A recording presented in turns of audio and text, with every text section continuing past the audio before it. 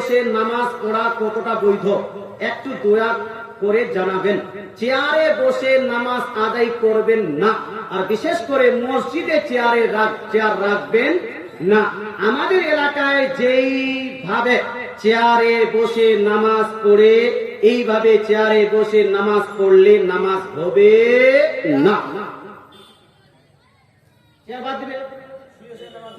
প্রয়োজনে বসে বসে নামাজ পড়বে, শুয়ে শুয়ে নামাজ পড়বে। দিবার ধরে যদি আপনি দাঁড়াতে পারেন তবুও দাঁড়িয়ে আপনাকে নামাজ পড়তে হবে। আর লাট সাহেবের মতো চেয়ার নিয়ে বসে গেছে মানে দাঁড়ানো হলো ফরজ। অনেক কেউ ইচ্ছাকৃত ভাবে সময়ের আগেই সলাৎ শুরু করে দেয়। সলাৎ বলতে নামাজ, আচ্ছা, নামাজ শুরু করে দেয়। এই ব্যাপারে ইসলামিক মতে বিধান কি? দয়া করে একটু বললে উপকৃত হব। নামাজ একটা হলো সময় নির্ধারিত ইবাদত। সময় নির্ধারিত ইবাদত। সময়ের পূর্বে জোহরের নামাজ আদায় করলে নামাজটা হবে না। আসরের পূর্বে আসরের নামাজ পড়লে নামাজ হবে না। অতএব আপনারা কেউ সময় না হওয়া পর্যন্ত নামাজ আদায় করবেন না। অন্য নফল নামাজ আদায় করতে পারেন। আপনি বলেন হুজুর আমাকে হাটে যাওয়ার প্রয়োজন আছে, মাঠে যাওয়ার প্রয়োজন আছে, ঘাটে যাওয়ার প্রয়োজন আছে, এই ক্ষেত্রে একটু তাড়াতাড়ি অ্যাডভান্স করা যাবে কিনা? না, হাটে যাওয়ার জন্য অ্যাডভান্স করতে পারবেন না, ঘাটে যাওয়ার জন্য অ্যাডভান্স করতে পারবেন না, অন্য কাজে যাওয়ার জন্য অ্যাডভান্স করতে পারবেন না। বরং আপনি হাটে গিয়েই আপনি নামাজ পড়ুন। বাড়িতে পড়ে যাওয়ার কোনো প্রয়োজন নেই। হাটেও তো মসজিদ পাওয়া যায়, আর যদি মসজিদ না পাওয়া যায় আমাদের হাটে বাজারে যে কোনো জায়গায় আপনি নামাজ পড়তে চাইলে সুযোগ সুবিধা আছে না নাই? আছে কি নাই? সুতরাং হাটের বাহানা করে আগে আপনি টাইমের আগে নামাজ পড়তে পারবেন না। এক কথায় নামাজ হলো নির্ধারিত টাইম, সময় নির্ধারিত একটি ইবাদত। সময়ের পূর্বে আপনি নামাজ আদায় করতে পারবেন না, সময়ের পরে কাজা হয়ে যাবে, এবার কাজা আদায় করতে আপনি পারবেন। সময়ের পরে, সময় অতিবাহিত হওয়ার পরে যেটা কাজা হয়ে যাবে কাজা পাবেন, কিন্তু অ্যাডভান্স পাবেন না। আচ্ছা, এখানে তো মনে হয় অনেকগুলো প্রশ্ন করেছে। আসসালামু আলাইকুম। আবু জেহেল আবু লাহাব মুসলিম বা মুমিন ছিল? এটা কি লিখেছে? ছিলেন, অর্থাৎ আবু জেহেল আর আবু লাহাব কি মুসলমান ছিলেন? আস্তাগফিরুল্লাহ রাব্বিল কুল্লি যাবি ওয়া তুবু ইলাইহি। এই প্রশ্নটা করাটাও জায়েজ না। কথা বুঝছেন? এই প্রশ্ন করাও সন্দেহ করতে হবে। নবীজির উম্মতির মধ্যে সবথেকে বড় কাফির হলো আবু জেহেল। সবথেকে বড় কাফির কে? আবু জেহেল। তারপরে বড় কাফির কে? আবু লাহাব। এরা হলো সবথেকে বড় বড় কাফির। এদের কুফরের মধ্যে যদি কেউ সন্দেহ করে তাহলে সেই ব্যক্তি মুসলমান থাকতে পারে না। ভাই, বাংলাদেশে কিছু বক্তা প্রথম তো বক্তারা বললো যে লা ইলাহা ইল্লাল্লাহ পড়লেই মুসলমান হয়ে যাবে, মুহাম্মাদুর রাসূলুল্লাহ কলেমা নয়। একজন তো বললো লা ইলাহা ইল্লাল্লাহর পাশাপাশি মুহাম্মাদুর রাসূলুল্লাহ যদি বলে শিরক হয়ে যাবে, আকরামুজ জামা। এরপরে আসলো আব্দুর রাজ্জাক বিন ইউসুফ বলছে 6 মাস যাবত আমি খোঁজাখুঁজি করার পরেও লা ইলাহা ইল্লাল্লাহ মুহাম্মাদুর রাসূলুল্লাহ পেলাম না, লা ইলাহা ইল্লাল্লাহ পেলাম, লা ইলাহা ইল্লাল্লাহ পেলাম। তার মানে হলো কেউ যদি আল্লাহকে মানে সে মুসলমান হয়ে যাবে। আব্দুর রাজ্জাক বিন ইউসুফের কথা মোতাবেক মুসলমান। এবার আব্দুর রাজ্জাক বিন ইউসুফের কোথায়? তার ছেলে আব্দুল্লাহ বিন আব্দুর রাজ্জাক মদিনা ইউনিভার্সিটি থেকে পড়ে এসে ভাবলো এখন একটা বড় কিছু করতে হবে। বাপ ফতোয়া দিয়েছিল 6 বছর 10 বছর আগে। ওই ফতোয়ার সাহারা নিয়ে যে আমার বাপ তো বলে দিয়েছে লা ইলাহা ইল্লাল্লাহ বললে শুধু আল্লাহকে মানলে মুসলমান হয়ে যায়। এই জন্য ওই বাপের ফতোয়া কে সাহারা বানিয়ে আব্দুল্লাহ বিন আব্দুর রাজ্জাক বিন ইউসুফ এবার বলছে যে আবু জেহেল আমাদের মতো মুসলমান ছিল, আবু লাহাব আমাদের মতো মুসলমান ছিল। আপনি বিশ্বাস করেন বা না করেন, মুসলমান আপনাকে বলতে চাই, যেহেতু বাপ বলেছে আল্লাহকে মানলেই মুসলমান। আর দলিল দিচ্ছে কি? দলিল দিচ্ছে আবু জেহেল যখন বদর যুদ্ধে যাচ্ছিল সেই সময় কাবা গৃহের পাশে গিয়ে কাবা গৃহের আপনার গেলাফ করে বলছে আল্লাহ আল্লাহ যে সত্য তাকে তুমি বিজয় দান করো, যে সত্য সে তাকে তুমি বিজয় দান করো। তা আবু জেহেল আল্লাহকে মানলো কি মানলো না? তার দলিল বলছি আমি। আবু জেহেল আল্লাহকে মানলো কি মানলো না? আবু জেহেল যেহেতু আল্লাহকে মানলো সেহেতু সেও আমার মতো মুসলমান ছিল। আমি বলবো ভাই, আবু জেহেল আহলে হাদিসদের মতো মুসলমান হতে পারে। আবু জেহেল আবু লাহাব তাদের মতো আব্দুর রাজ্জাক বিন ইউসুফ ইউসুফ এবং আব্দুল্লাহ বিন আব্দুর রাজ্জাক বিন ইউসুফের মতো মুসলমান থাকতে পারে, কিন্তু কোন সুন্নির মতো, কোন আপনার হানাফিদের মতো, আমাদের মতো আবু জেহেল মুসলমান থাকতে পারে না। কারণ আমাদের আপনার কলেমা হলো লা ইলাহা ইল্লাল্লাহ মুহাম্মাদুর রাসূলুল্লাহ। শুধু লা ইলাহা ইল্লাল্লাহ বললে চলবে না, লা ইলাহা ইল্লাল্লাহর সঙ্গে জয়েন্টে মুহাম্মাদুর রাসূলুল্লাহ বলতে হবে। এবার বলেন তো, আবু জেহেল কি মুহাম্মদকে রাসূল মানতো? জবাব মানতো। আবু লাহাবকে মুহাম্মদ সাল্লাল্লাহু রাসূল মানতো। তার মানে মুহাম্মদ সাল্লাল্লাহু রাসূল আবু জেহেল মানতো না, আবু লাহাব মানতো না। আবু জেহেল আবু লাহাব যদি নাম মানে, তাহলে আমাদের মতো মুসলমান হলো? হলো? এ আব্দুল্লাহ বিন আব্দুর রাজ্জাক বিন ইউসুফ এ মুসলমান বলে ক্ষান্ত হয়নি, বরং বলছে লাস্টে যে মুসলমানও ছিল আর হাজী সাহেবও ছিল। আলহাজ আবু জেহেল বলছে আবু জেহেল হাজী সাহেবও ছিল। আবু জেহেল কাবা শরীফে হজ করতো। আরে ভাই, এর তারটা ছুটে গেছে, মাথার তার একটাও নাই, একটাও নাই। বলুন তো ভাই, ইসলামের আগে, নবীজির শরীয়তটাকে প্রচার করার আগে এই হজ করা হতো না তোয়াফ করা হতো? কোনটা? তোয়াফ করা হতো। মানে আপনার ওই কাবা গৃহে তোয়াফ করতো। আপনার যারা তখনকার মুশরিকরা ছিল তোয়াফ করতো, উযু নাই। কেউ কেউ তোয়াফ করতো নাঙ্গা হয়ে। কি বললাম? আরে আপনি সিগনেচার করেছেন না বাজে করে গেছেন? এই মুসলমান, আপনাকে বলতে চাই যে তখন তোয়াফ করা হতো, তোয়াফ শুধু করা হতো। কেউ লেংটা হয়ে তোয়াফ করছে মুসলমান। আচ্ছা বলুন তো, কাবা গৃহে কেউ যদি শুধু তোয়াফ করে হজ হয়ে যাবে? হজ হবে? হজ করতে গেলে এই মুসলমান কুরবানি করা লাগবে। হজের জন্য উকুফে মুজদালিফা লাগবে, উকুফে আরাফা লাগবে, তাওয়াফে জিয়ারত লাগবে, সাই বাই আপনার বাইনা সাফা ওয়াল মারওয়া লাগবে।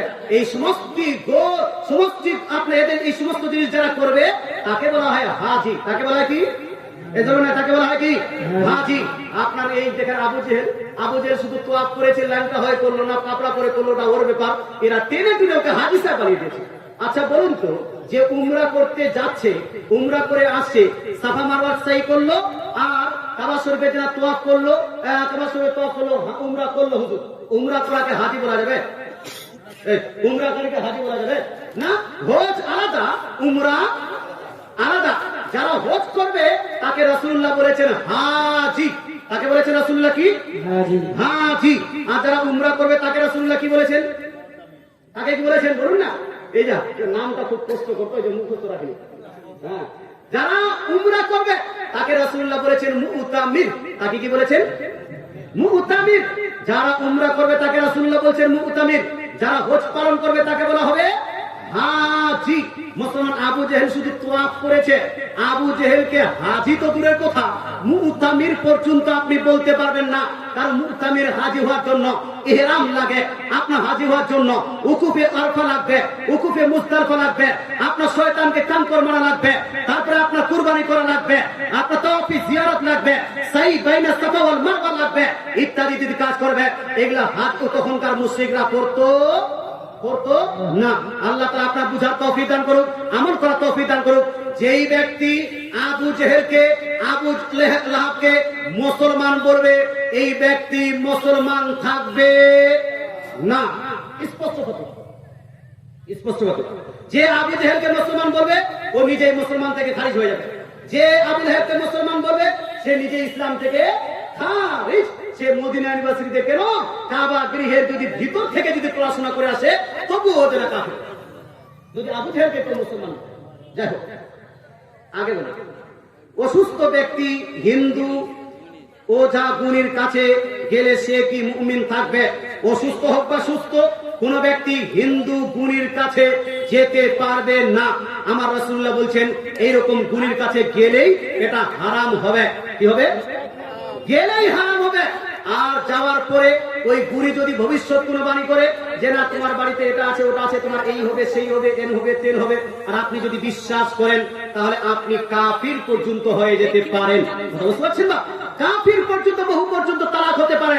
এই জন্য বলছি, হিন্দু হোক, খ্রিস্টান হোক, মুসলমান হোক, বৌদ্ধ জৈন যাই হোক না কেন, কোন যদি গুণী হয়, যারা বিশ্বরীকে নিয়ে গুণী করে, যারা জিন্নাতকে নিয়ে গুণীগিরি করে, যারা ওই একটা পূজা আছে, পূজা নিয়ে যারা আপনার মনসাকে নিয়ে যারা আপনার একদম দুনিমুনি করে এই ব্যক্তিদের কাছে গেলেই হারাম, আর ওই ব্যক্তিরা যেটা আপনার কথা বলবে, ভবিষ্যতের কথা বলবে, সেটা যদি আপনি বিশ্বাস করে নেন, এটা কুফরি পর্যন্ত হতে পারে। সুতরাং চলবে না। অসুস্থ হয়ে গেছেন, মৌলভী সাহেবের কাছে যান, মৌলভী সাহেব কোরআনের আয়াত যদি লিপিবদ্ধ করে দেন, হাদিসের যদি দোয়া লিপিবদ্ধ করে দেন, এই তাবিজটা করবেন, তাবিজটা করা হলো জায়েজ। এটাকে নাজায়েজ বলা যাবে না। মহিলারা কি ইউটিউবে বক্তব্য রাখতে পারবে? মুসলমান, এটা একটু খুব কড়া মশলা হয়ে গেল, এই মশলাটা বলাটা খুব কঠিন হয়ে যাবে। ইউটিউবে বক্তৃতা রাখা পুরুষরা পারবে কিনা, এটাতেই ঝামেলা আছে,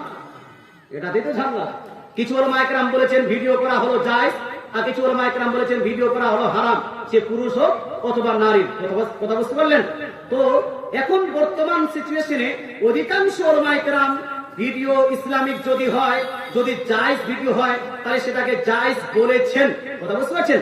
কিন্তু মহিলাদের ভিডিও করে আপনি ইউটিউবে যদি দেন, তাহলে এটা জায়েজ হবে না, এটা না জায়েজ এবং গুনাহের কাজ হবে, এতে কোনো সন্দেহ নাই। সম্মানিত মুসলিম সমাজ, আচ্ছা, ফরজ নামাজ কাজা হলে নফল পড়লে নামাজের সওয়াব পাবে কি পাবে না? অর্থাৎ ফরজ কাজা আছে, এবার কেউ যদি ফরজ কাজাটা আদায় না করে নফল নামাজগুলো আদায় করে, যেমন জোহরের শেষে 2 রাকাত নফল আছে না, ওই 2 রাকাত নফল আদায় করছে, অথচ আপনার ফজরের 2 রাকাত কাজা আছে, ধরে নেওয়া যাক একটু উদাহরণস্বরূপ, তাহলে কি নেকি পাবে কি পাবে না? এই ক্ষেত্রে আমি ওলামা একরামের যে রিসার্চ দেখেছি, সেটা হলো 2 প্রকারের রিসার্চ, 2 প্রকারের ক্ষেত্রে। বহু ওলামা একরাম বলেছেন, যেহেতু তার উপরে ফরজ কাজা আছে, সেহেতু নফল আদায় করে সে নেকি পাবে না। কথা বুঝতে পারছেন? এটা বহু ওলামা একরাম বলেছেন, সুতরাং এই ফতোয়াকে সম্মান করতে হবে। কিছু ওলামা একরাম এটা বলেছেন যে যদি ফরজ থাকে আর পরে নফল আদায় করতে চায়, এই নফলটা তাকে উচিত ছিল না, তাকে ফরজ নামাজটাই আদায় করা উচিত ছিল, কাজা নামাজটা করা উচিত ছিল। তবে নফলটা যখন আদায় করেই নিয়েছে, এমনটা নয় যে টোটাল বরবাদ যাবে, এমনটা নয়। তবে কিছু পাবে। তবে সব থেকে উত্তম হলো নফল আছে, নফলের জায়গায় আপনি যদি কাজা নামাজ থাকে, ওই কাজা নামাজগুলো আদায় করেন, সব থেকে উত্তম। এই ক্ষেত্রে আপনাকে আমি বলবো, মুহররম মাসে 2টা রোজা রাখে, শাবান মাসে 2-3টা করে রোজা রাখে, এই শাবে মারাজে রোজা রাখে, শাওয়াল মাসে রোজা রাখে। মুসলমান, আপনাকে বলতে চাই, কারো রমজান মাসের রোজা যদি কাজা থাকে, তাহলে শাওয়াল মাসে যখন 2-3টা রোজা রাখবেন, তখন ওই রমজান মাসের কাজার নামাজ, এই কাজা রোজা নিয়ত করে নেবেন। যখন আশুরা রোজা রাখবেন, রমজান মাসের কাজা রোজা নিয়ত করে নেবেন। এতে হবে কি, বহু ওলামা একরাম বলেছেন যে কাজা রোজাটাও আদায় হবে, আর মুহররমের আশুরারও নেকি পাওয়া যাবে। জোরে বলে সুবহানাল্লাহ, প্লাস নেকি। এই জন্য ভাই আপনাকে বলতে চাই, রমজান মাসের রোজা যদি কাজা থাকে, তাহলে নফল রোজাগুলোতে ওই রোজাগুলোর কাজার আপনি নিয়ত করবেন। কথা বুঝে গেল? যারা পালিয়ে বিয়ে করে, তাদের বিয়ে টিকবে কি টিকবে না, আগামীতে টিকবে কি টিকবে না, এটা আমি কি করে বলবো? হ্যাঁ,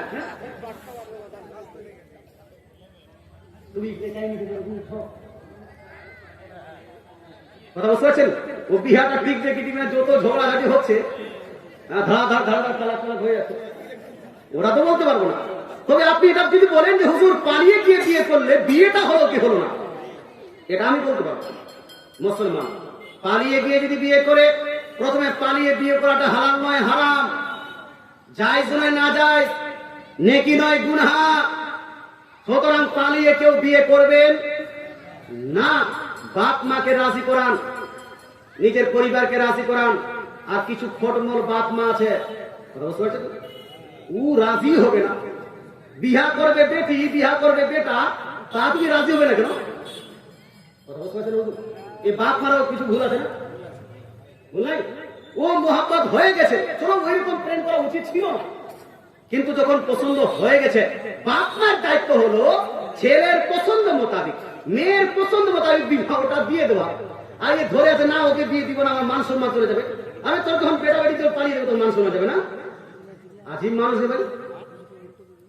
ঠিক বলতে চাই মুসলমান, পালিয়ে বিয়ে করবেন না।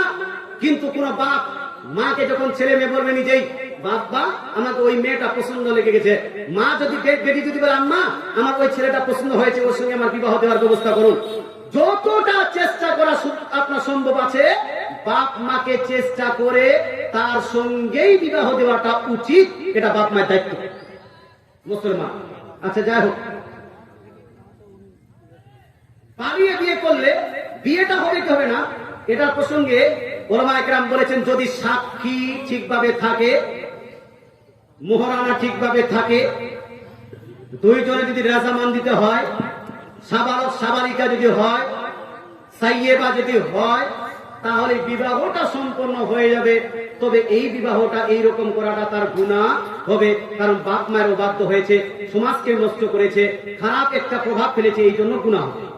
আচ্ছা, কোরআন এর আয়াত কোন কাগজে লেখা থাকলে বিনা ওযুতে স্পর্শ করা যাবে কি যাবে না?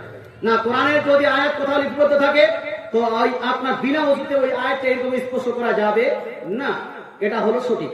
কোরআন এই যে আপনার কোরআন শরীফে কাগজে লেখা থাকে না, কোথায় লেখা থাকে? লোহাতে কোথায় লেখা থাকে? কাগজে থাকে না? এই কোরআন শরীফকে বিনা ওযুতে স্পর্শ করা যাবে না? না, নবীজি ইরশাদ করেন লা ইয়ামাসসা আল কোরআনা ইল্লা তাহিরুন, দয়ার নবী মায়ের নবী ইরশাদ করেন ওযু ছাড়া কেউ যেন কোরআন স্পর্শ না করে, বিনা ওযুতে কোরআন স্পর্শ করা যাবে না। নবীজির অনেকগুলো এরকম হাদিস আছে। সুতরাং একটা কাগজে যদি আয়াত লিপিবদ্ধ থাকে বিনা ওযুতে স্পর্শ করা যাবে না। এবার আপনি বলেন হুজুর তাহলে এটা যদি স্পর্শ না করা যায় তাহলে সেটাকে তাবিজ কিভাবে বানাচ্ছেন আপনারা? আমরা তাবিজ বানাচ্ছি লেখার পরে এরকম করে সুন্দর করে আপনার ওই তাবিজের ধন্যায় লাগিয়ে সুন্দর করে তারপরে করছি স্পর্শ হচ্ছে নাকি? হ্যাঁ, ওই কি কোরআনের আয়াত স্পর্শ করছি না? আল্লাহ তাআলা আমাদের বুঝার তৌফিক দান করুক, আমল করার তৌফিক দান করুক, বলেন আমিন। আচ্ছা, তওবা করার পরে যদি সেই গুনাহের কথা ভুলে তুলে ধরা হয়, মানে লেখাটা হয়নি, আমি আপনাকে বুঝিয়ে দিচ্ছি। তওবা করার পরে আবার যদি সেই গুনাহকে নিয়ে তাকে যদি ক্রিটিসাইজ করা হয়, তুলে যদি তাকে যদি কি বলে মান সম্মান করা হয়, তাহলে এটা ঠিক হবে কি হবে না?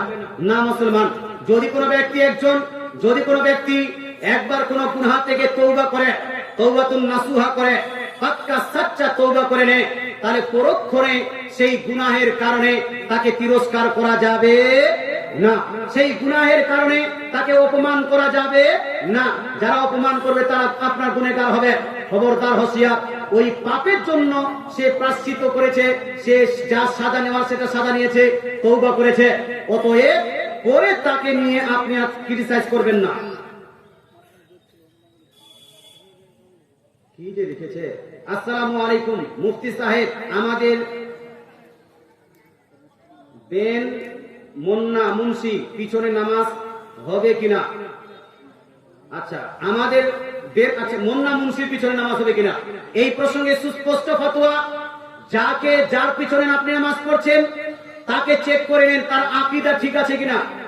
আকীদা ঠিক, এবার আমল দেখেন, আমল ঠিক আছে, তারপরে মাসলা মাসাইল দেখেন, মাসলা মাসাইল জানে কি জানে না, তারপরে দেখেন তার কিরাতটা শুদ্ধ আছে কিনা। যদি কিরাত শুদ্ধ থাকে, মাসলা মাসাইল জানা থাকে, আমল যদি ঠিক থাকে, ঈমান যদি ঠিক থাকে, তাহলে নামাজ হয়ে যাবে। আর যদি তার আকীদা ঠিক না থাকে, অথবা আমল ঠিক না থাকে, অথবা কিরাত শুদ্ধ না থাকে, যদি স্পষ্ট কোরআন ঠিকভাবে পড়তে না পারে, তাহলে তাকে ওই মুন্না মুন্সিকে ইমাম বানানো যাবে না। আপনি জোরে বলেন না, ইমাম বানানো যাবে না। আচ্ছা, ডেলিগেট যারা এখনো খাননি, ডেলিগেট চালু আছে, একটু তাড়াতাড়ি খেয়ে নেবেন, কারণ ডেলিগেটের লোকগুলো তো জালসা শুনবে, এই জন্য তাদেরকে সুযোগ করে দিতে হবে। যারা খাবার বাকি আছেন একটু খেয়ে নিন আর তাড়াতাড়ি করে এসে বসে যান। আমি তো শুধু একটা টেলার, বা আমার পরে সুপার হিট বক্তাগুলো আসছে, একটু পরে আসবে। মাশাআল্লাহ। আসসালামু আলাইকুম, ওয়াক্তিয়া মসজিদে জুম্মা চালু করা যাবে কি যাবে না? না, জুম্মা ওয়াক্তিয়া মসজিদে চালু করা যাবে না।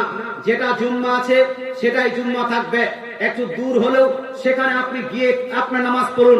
ইমামের এই একটা জুম্মা, মুসলমান গ্রাম অঞ্চলে জুম্মা জায়েজ না না জায়েজ, এটা নিয়ে তো বিশাল একটা ঝামেলা লেগে আছে। আবার যেখানে সেখানে আপনি জুম্মা চালু করে দিতে চাচ্ছেন, না না মুসলমান যেখানে সেখানে জুম্মা চালু করবেন না। একটু কষ্ট হলেও ওই যে জুম্মা মসজিদ আছে সেখানে জুম্মা নামাজ পড়ুন। আমি দেখেছি একটু ওই জুম্মা মসজিদের কমিটির সঙ্গে ঝামেলা হয়েছে, ও নিজ পাড়াতে একটা জুম্মা খুলে দিল, একটু ঝামেলা হয়েছে ওখানে একটা পাড়াতে যারা জুম্মা খুলে দিল। জুম্মা খোলা অত সহজ? আগে জুম্মা খোলার জন্য বাদশার প্রয়োজন ছিল, আগে জুম্মা খোলার জন্য খলিফার প্রয়োজন ছিল, আগে জুম্মা চালু করার জন্য একটা শহরের প্রয়োজন ছিল। জুম্মা সহজে চালু হয়ে যায় না। এই জন্য ভাই, নিজের মান অভিমানের জন্য যেখানে সেখানে জুম্মা কায়েম করবেন না। আমি এই এলাকায় থেকেছি, দেখেছি রাগ গোসা হতেই পারে, মানুষ চলাফেরা করতে গিয়ে একটু এদিক সেদিক রাগ গোসা হতেই পারে কারোর সঙ্গে। জুম্মার সঙ্গে আপনার সম্পর্কটা কি? আপনার কমিটির সঙ্গে যদি ঝামেলা হয়, কমিটিকে বাদ দেন, আপনি যারা নিজেই নামাজ পড়ে আসেন জুম্মাতে গিয়ে একটা জুম্মা রাখেন গোটা গ্রামে। মুসলমান যদি 4-5 কিলোমিটার হয়তো আলাদা হবে, হ্যাঁ? আর পাড়ায় পাড়ায় জুম্মা যদি কায়েম করে, এটা ঠিক হবে না? ঠিক হবে না। এই যে হুজুরে বললো, আমি বলে দিলাম, দুইজনের ফতোয়া আপনারা মানবেন কি মানবেন না? এবার না মানলে কবরে গিয়ে বুঝবেন, না মানলে কোথায় গিয়ে বুঝবেন? কবরে গিয়ে বুঝবেন। আল্লাহ তাআলা আমাদের বুঝার তৌফিক দান করুন। আচ্ছা, বিনা দাড়ির পিছনে নামাজ হবে না? হবে না। মুসলমান যে ড্রাইভিং জানে না, তাকে যদি বাসে বসিয়ে দেওয়া হয় যে ড্রাইভিং করো, এটা ঠিক হবে না? হবে না? ঠিক হবে না? হবে না? হবে না। 10 জন মানুষ বাসে বসে আছে, কেউ ড্রাইভিং করতে জানে না, তো বলছে ড্রাইভার যখন নাই, আমরা একটু চেষ্টা করি, তুই হ্যান্ডেল ধর, আমি যেন ওটা এদিকে করছি, আমি ইয়ে করছি, সবাই লেগে গেল পিছনে। কথা বুঝতে পারছেন না? তো বাসটা চলবে ভালো না সব মরবে? মুসলমান আপনাকে বলতে চাই, ইমামতি করার জন্য আমি বলছি না কেনা করে লাগবে। ইমামতির জন্য ইমান ঠিক লাগবে, আমল ঠিক লাগবে, তার মুসলমানের ঠিক লাগবে, কেরাত ঠিক লাগবে। আমল ঠিক মানে হলো তার দাড়িটাও লাগবেই লাগবে। কথা বুঝতে পারছেন না? বিন দাড়িওয়ালা ব্যক্তি, যার দাড়ি নাই, যে দাড়ি রাখে না, এ হলো ফাসিকে মুমিন। কি? ফাসিকে মুমিন। এ হলো বড় ফাসিক ব্যক্তি, ফাজির ব্যক্তি, গুনাহগার ব্যক্তি। এই ব্যক্তি নবীজি সাল্লাল্লাহু আলাইহি ওয়াসাল্লামের ওই যে আপনার ইমামতি, এই ইমামতি সেই ব্যক্তি করতে পারবে না। বলছে হুজুর 4টা আছে, 4টাই ফাসিক। 4টার মধ্যে 4টাই ফাসিক। যদি 4টাই ফাসিক হয়, ওই গাড়িটাকে একটু ভেবে নেন। কেউ যদি ড্রাইভিং না জানে, তার মধ্যে যদি ড্রাইভিং না জানে, কি হবে? চুপচাপ বসে থাকেন, একাই কেন নামাজ পড়ে। তবে हाँ जी, तन्हा नमाज पढ़ना होगा, अकेले अकेले नमाज पढ़ना पड़ेगा। एका एकाई नमाज पढ़ेन, एते अल्लाह ताआला যদি কবুল করেন তো করবে, কিন্তু বিন দাড়িওয়ালাকে ওই মর্যাদা দেওয়া যাবে না। আল্লাহ তাআলা আপনাকে বুঝার তৌফিক দান করুন। হ্যাঁ, তো বলছে কিন্তু হুজুর দাড়ি রেখে তো বিশাল পাপ করে নিয়েছেন কি? হ্যাঁ, বিশাল পাপ করে নিয়েছে কি? ও যে এই করছে সেই করছে, মৌলভী সাহেব এই করছে সেই করছে। আমি বলবো ভাই, আপনাকে আমি ছোট্ট করতে চাই না, আপনি দাড়ি রাখেন নি, নবীজির সুন্নাত আজ থেকে রেখে নেন, আপনিও সম্মানীয় ব্যক্তি, আপনি চাইলে আপনিও ইমামতি করতে পারবেন, কোনো সমস্যা নাই। আল্লাহ তাআলা আমাদের বুঝার তৌফিক দান করুন, আমল করার তৌফিক দান করুন, বলেন আমিন। এবার আসেন একবার আমরা দরুদ শরীফ পাঠ করি। আল্লাহুম্মা সাল্লি আলা সাইয়্যিদিনা মাওলানা মুহাম্মদ ওয়া আলা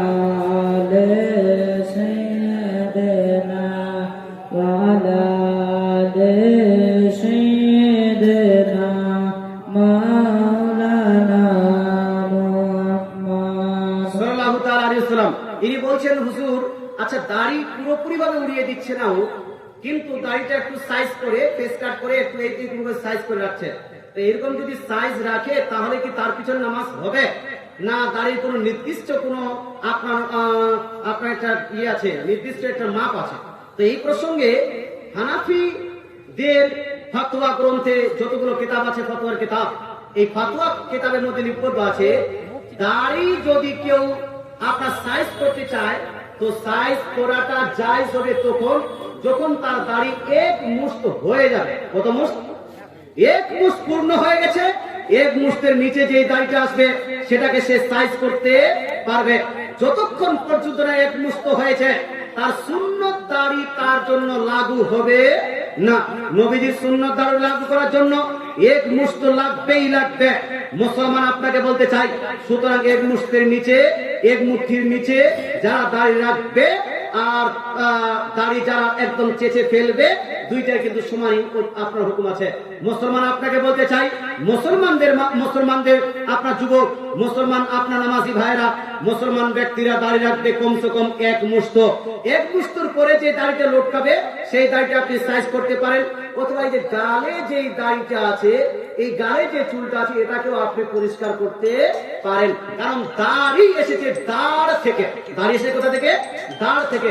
আর দাড় হলো এই যে হাড্ডিটা আছে না এখানে, এই যে এখান থেকে একটা হাড্ডি আছে দেখেন, এই হাড্ডিটা এখান থেকে শুরু করে যে হাড্ডিটা গেছে দেখেন এটা, এবং এর উপরে যে এই যে আপনার মুখের উপরে এটাকে আপনি যদি একটু পরিষ্কার করতে চান পরিষ্কার করতে পারবেন।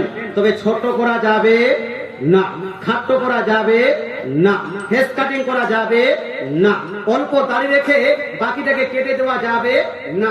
যদি কাটে তো এটা আপনার ব্যক্তিগত ব্যাপার, আপনার গুনাহ আপনি নেবেন, কমসে কম ইমামতি করতে যাবেন না।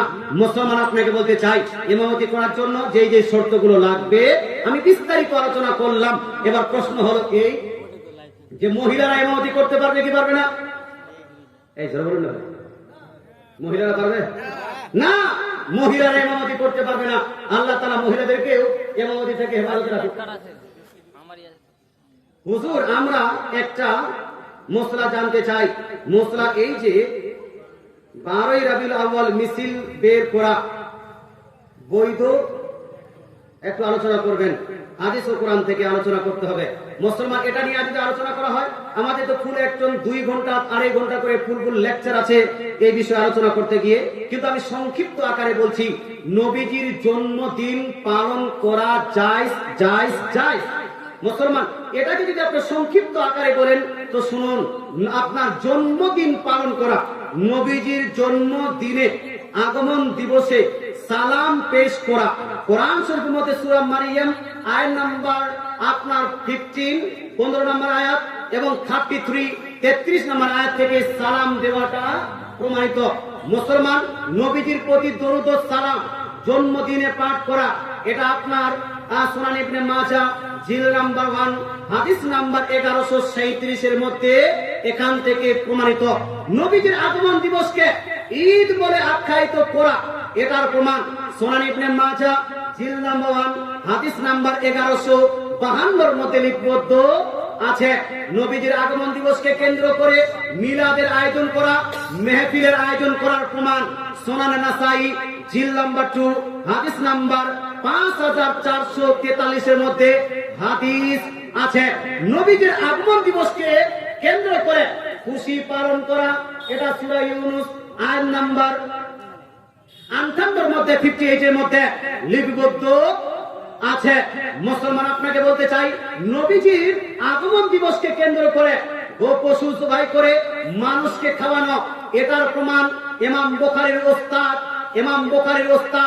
ইমাম আব্দুর রাজ্জাক মুসান্নাফ আব্দুর রাজ্জাকের মধ্যে জিল নাম্বার 4 পেজ নাম্বার 339 এই জায়গাতে লিপিবদ্ধ আছে, নবীজি নিজের জন্মের খুশিতে পশু জবাই করে সাহাবাদেরকে খাইয়েছেন। জোরে বলেন সুবহানাল্লাহ। মুসলমান নবীজির আগমন দিবসকে কেন্দ্র করে জুলুস করার প্রমাণ, জুলুস মিছিল করার প্রমাণ আপনার সৌদি আরব থেকে ছাপানো সহিহ মুসলিম শরীফ, যেটা সৌদি আরব থেকে ছাপানো হয়েছে, সহিহ মুসলিম শরীফ জিল নাম্বার 2 হাদিস নাম্বার 7707 এর মধ্যে প্রমাণ আছে। মুসলমান জুলুস এবং মিছিল করার প্রমাণ সৌদি আরব লেবাননের ছাপ আল মুস্তাদরাক লিল হাকিমের মধ্যে সহিহ সনদে বর্ণিত হাদিস, এই হাদিস রিপোর্ট আছে আল মুস্তাদরাক লিল হাকিম জিল নাম্বার 4 এর মধ্যে হাদিস নাম্বার আপনার 4282। কত নাম্বার হাদিস বললাম? 4282 এর মধ্যে লিপিবদ্ধ আছে। তাহলে এক কথায় সব জিনিসের প্রমাণ আছে। এক একটা করে হাদিস পড়ে তরজমা করলে একটু সময় লাগবে, এই জন্য সংক্ষিপ্ত আকারে আমি আপনাকে বর্ণনা করে দিলাম। আর এটাও করে দিব যে আহলে সুন্নাতুল জামাতের কাছে যেইভাবে দলিল আছে, ওয়াহাবি দেওবন্দি কারো কাছে তেমনি দলিল নাই। তারা দালালি করে তারা দলিল দিতে পারে, দলিল দেওয়ার সৌভাগ্য একমাত্র সুন্নিরা পেয়েছে, আর দালালি করার সৌভাগ্য তারা পেয়েছে। মুসলমান কখনো আবু জেহেলের দালালি করে, কখনো আবু লাহাবের দালালি করে, কখনো দেখবেন আপনার যে আপনার কি বলছে ওই কাদিয়ানি মির্জা গোলাম আহমদ কাদিয়ানির জন্য আপনার দালালি করছে। খবরদার হোশিয়া, না আবু জাহালের আপনার দালালি করা যাবে, না আবু লাহাবের দালালি করা যাবে, না ইহুদিদের দালালি করে সমস্ত নবীগণকে ইহুদি বানানো যাবে, না খ্রিস্টানদের দালালি করা যাবে। বরং একমাত্র যদি পতাকা চলে, একমাত্র যদি অনুসরণ চলে, একমাত্র যদি আনুগত্য চলে, একমাত্র যদি আপনার पैरवी চলে, সেটা চলবে কোরআন এবং হাদিসের চলে। বলে সুবহানাল্লাহ। আর চলবে ভাই আল্লাহ এবং আল্লাহ রাসূলের पैरवी চলবে, আনুগত্য চলবে।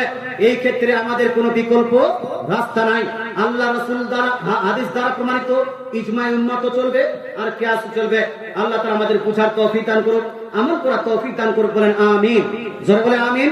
একবার দরুদ শরীফ পড়ুন। আল্লাহুম্মা সাল্লি আলা সাইয়্যিদিনা মাওলানা মুহাম্মদ ওয়া আলা আলি সাইয়্যিদিনা ওয়া আলা আলি সাইয়্যিদিনা মাওলানা মুহাম্মদ। আচ্ছা, মেয়েরা জুম্মার নামাজ পড়তে যাচ্ছে, কোথাও যাচ্ছে, যেতে পারবে কি পারবে না? মেয়েরা জামাতবদ্ধ নামাজ আদায় করতে পারবে কি পারবে না? জামাতে অংশগ্রহণ করতে পারবে কি পারবে না? এই ক্ষেত্রে কিছু মাসলা মাসাইল জানার আগে দু চারটা হাদিস আগে শুনবো কি শুনবো না ভাই? এই বক্তা আসা পর্যন্ত এই মশলা আলোচনা করে আমার বক্তৃতা শেষ। মুসলমান, আপনাকে বলতে চাই, কোরআন ও হাদিসের মধ্যে কোথাও নবীজি সাল্লাল্লাহু আলাইহি ওয়াসাল্লাম অথবা আল্লাহ তাআলা এটা বলেননি যে মহিলারা জামাতে নামাজ আদায় করবে। কোরআনে আল্লাহ তাআলা এই কথা বলেননি, হাদিস শরীফে নবীজি এই কথা বলেননি যে মহিলারা জামাতে গিয়ে নামাজ আদায় করবে। বুখারীতে শুধু এতটুকু আছে, ইসলামিক প্রারম্ভিক সময় লা তামনাউ আমা আল্লাহ মাসাজিদাল্লাহ, প্রয়োজনের ক্ষেত্রে মহিলাদেরকে মসজিদে আসতে নিষেধ করো না। শুধু এতটুকু আছে। জামাতের কথা কোথাও উল্লেখ, জামাতের কথা কোনো উল্লেখ, মসজিদে আসতে নিষেধ করো না প্রয়োজন খাতিরে। তখন প্রয়োজন ছিল, নবীজি সাল্লাল্লাহু নিষেধ করতে নিষেধ করেছিলেন। তারপরে আস্তে আস্তে আস্তে নবীজি নিজেই বলছেন মহিলাদের নামাজের ক্ষেত্রে মহিলারা নামাজ পড়বে কোথায়? মসজিদে না বাড়িতে? এজন্য না মসজিদে না বাড়িতে, মসজিদে নয় বাড়িতে নামাজ পড়বে। সুনান আবু দাউদ হাদিস নাম্বার 570 মধ্যে কত নাম হাদিস বললাম? 570। নবীজি বলছেন সলাতুল মারআতি ফি বাইতিহা, সলাতুল মারআতি ফি বাইতিহা আফসার মিন সলাতিহা মিন হুজরাতিহা ওয়া সলাতুহা ফি মাকদাইহা আফসার মিন সলাতিহা ফি বাইতিহা। নবীজি সাল্লাল্লাহু আলাইহি ওয়াসাল্লাম বলছেন যে একজন মহিলা নিজের বেডরুমে নামাজ পড়া, নিজের বেডরুমে নামাজ পড়া সাধারণ রুমে নামাজ পড়া অপেক্ষা উত্তম। আর একজন মহিলা নিজের ওই অন্দর মহলে লুকানো রুমে নামাজ পড়া, বেডরুমে নামাজ পড়া অপেক্ষা উত্তম। দয়ার নবী মায়া নবী মহিলাদের জন্য অন্দর মহলকে সাজেস্ট করেছেন।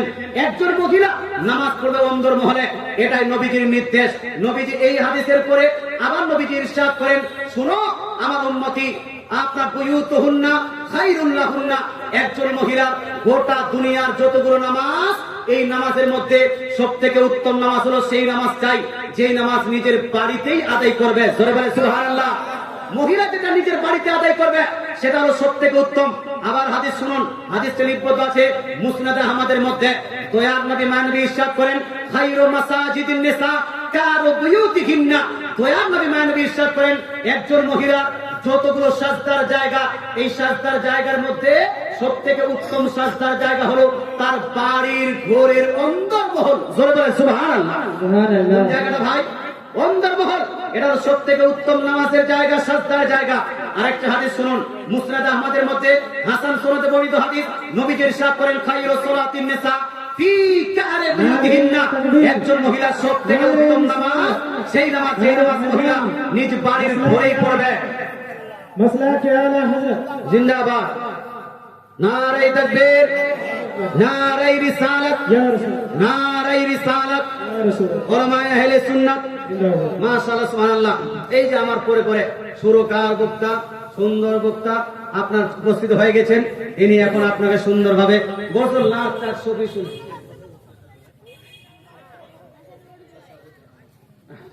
মুসলমান আপনাকে বলতে চাই, তো মহিলারা নামাজ পড়বে কোথায়? কোথায়? বাড়িতে। নবীজি ইরশাদ করেন, কোন মহিলা যদি জামাত পরিত্যাগ করে বাড়িতে একাকী নামাজ পড়ে, তাহলে জামাত অপেক্ষা মহিলাটি 25 গুণ বেশি নেকি পাবে। কত গুণ? 25 গুণ বেশি নেকি পাবে। এটা আপনার জামে সাগীরের মধ্যে ইমাম জালালউদ্দিন সুয়ুতী হাদিসটি আব্দুল্লাহ বিন উমর রাদিয়াল্লাহু তাআলা থেকে বর্ণনা করেছেন। 25 গুণ বেশি নেকি পাবে যদি নবী কোন মহিলা জামাত ত্যাগ করে একাই নামাজ পড়ে ওই মহিলা। আচ্ছা, এটা হলো 2 নম্বর বিষয়। বললে হুজুর, এই যে তাসাহুদে আঙ্গুল এইরকম হিলানো যাবে কি যাবে না? হে মুসলমান, আত্তাহিয়াতের সময় আঙ্গুল হিলানো যাবে কি যাবে না? তো হাদিস বলছে, সুনান আবু দাউদ জিলদ নাম্বার 1 হাদিস নাম্বার 991 এর মধ্যে স্পষ্ট হাদিস, নবীজি নামাজের সময় তাসাহুদ পাঠ করার সময় কানা ইউশিরু বিউসবিহি ওয়ালা ইউহাররিকুহা, নবীজি আঙ্গুল দিয়ে ইশারা করতেন, লা ইউহাররিকুহা, আঙ্গুলটাকে হিলাহিলি করতে না। সুতরাং নবীজির সুন্নাত যদি পালন করেন তাহলে হিলাহিলি করবেন না। আর যদি ওই মাস্টার ডাক্তার নায়ক খোল্লাদের সুন্নাত পালন করতে চান তো হিলাতে থাকেন নাকি? হ্যাঁ, নবীজি যদি সুন্নাত পালন করতে চান তাহলে এই আঙ্গুল হিলাহিলি করা যাবে না। আশহাদু আল্লা ইলাহা ইল্লাল্লাহ, বাস শেষ। আর আঙ্গুলের সঙ্গে করা যাবে না। যাই হোক ভাই, বলতে চাই এটা। আচ্ছা, এই বিষয়টি আপনার ইমাম নববী রাহমাতুল্লাহি আলাইহি কি বলছে আপনার শারহে মুসলিমের মধ্যে উল্লেখ করেছেন, তারপর আল মাজমু শারহে মুহাসসাবের মধ্যে উল্লেখ করেছেন। ইমাম বাইহাকিও বলেছেন যে না, হিলাহিলি করা যাবে না। মুসলমান অসংখ্য মুহাদ্দিস, মুহাক্কিক, মুফাসসির, মুস্তাহিদ বলেছেন আঙ্গুল হিলাহিলি করা যাবে না। এরা হলো ওই বলছে হাদিস কানা মানুষ। কোথা থেকে কি নিয়ে আসলে হিলাহিলি শুরু করতে? আগে তো এরাও হিলাতো না, আগে তো হিলাতো না মুসলমান। যাই হোক, এক কথা হলো এই যে আঙ্গুল হিলানো চলবে না। যাই হোক, অনেক মাসলা বললাম, অনেক বক্তৃতা করলাম, অনেক আলোচনা করলাম। আলোচনার মাধ্যমে কেউ যদি কষ্ট পেয়ে থাকেন ক্ষমা প্রার্থী। কোরআন ও হাদিসে যদি কোন রকম ত্রুটি করে থাকি তাহলে তওবা করতেছি। আস্তাগফিরুল্লাহ রাব্বি মিন কুল্লি জামবিন ওয়া আতুবু ইলাইহি। আস্তাগফিরুল্লাহ রাব্বি মিন কুল্লি জামবিন ওয়া আতুবু ইলাইহি। লা ইলাহা ইল্লাল্লাহু মুহাম্মাদুর রাসূলুল্লাহ সাল্লাল্লাহু তাআলা আলাইহি ওয়া আলিহি ওয়া সাল্লাম। ওয়া মা আলাইনা ইল্লাল বালাগ। আসসালামু আলাইকুম ওয়া রাহমাতুল্লাহি ওয়া বারাকাতুহু। আল্লাহুম্মা সাল্লি আলা সাইয়্যিদিনা মাওলানা মুহাম্মদ।